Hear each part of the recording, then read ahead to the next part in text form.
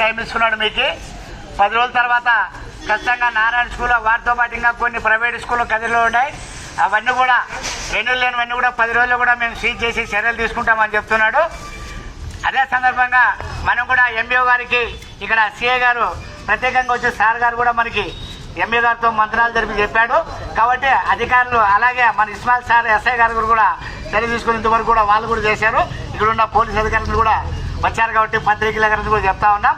ఈ సందర్భంగా 10 రోజుల లోపల మీరు ఖచ్చితంగా నారాయణ స్కూల్ మిగిలినటువంటి ప్రైవేట్ స్కూళ్ళని కూడా అన్నీ కూడా ఏవైతే నిబంధనలకు విరుద్ధంగా నడుస్తున్నాయో అదేవిధంగా నారాయణ స్కూలు ప్రత్యేకంగా ఇంతవరకు రెన్యువల్ జరగలేదు. మరి జరగని ఇంకా ఏమున్నా కూడా ఖచ్చితంగా అక్టోబర్ 31కి అయిపోయింది. ఖచ్చితంగా 10 రోజులు చర్యలు తీసుకుంటామని చెప్తున్నాడు ఎంబీఓ గారు. కానీ మీరు 10 రోజులు అంటే 19వ తేదీ అంటే 20వ తేదీ వరకు మీ గడువు. 20వ తేదీ నాటికి మీరు ఖచ్చితంగా నారాయణ స్కూల్ సీజ్ చేయకపోతే మాత్రం తర్వాత మిగిలిన ప్రైవేట్ స్కూల్ పైన కూడా చర్యలు తీసుకోకపోతే నిబంధనలకు విరుద్ధంగా ఏ స్కూల్ ఉన్నాయి కదిలో వాటన్నిటిపైన కూడా చర్యలు తీసుకుంటూ నారాయణ స్కూల్ సీజ్ చేయాలా. లేని పక్షంలో 30వ తారీఖున పెద్ద ఎత్తున ఈ జిల్లా వ్యాప్తంగా చలో కదిరి ఆర్టీఓ కార్యాలయం చెప్పి పెద్ద ఎత్తున ముట్టడి పెడతాం దశల వారుగా. అలాగే ఆమరణ రిజాక్స్ కూడా చేయడానికి కూడా మేము సిద్ధంగా ఉంటామని చెప్పి ఈ సందర్భంగా తెలియజేస్తున్నాం.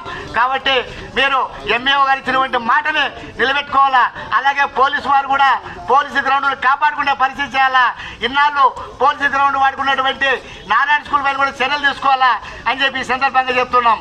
కాబట్టి ఈ లేని పక్షంలో మేము పెద్ద ఎత్తున కూడా భవిష్యత్తులో ఉద్యమిస్తామని చెప్పి 30 నుంచి మళ్ళీ మా పోరాటం కొనసాగుతుందని చెప్పి చెప్తున్నాం. కాబట్టి అవకాశం ఇచ్చి ఇప్పుడు మనం కూడా అవకాశం ఇచ్చాం కాబట్టి మీరు కూడా స్పందించి మీరు కూడా కిందికి దిగరావాలని చెప్పి ఈ సందర్భంగా విద్యార్థి నాయకులందరూ కూడా మేము తెలియజేస్తా ఉన్నాం.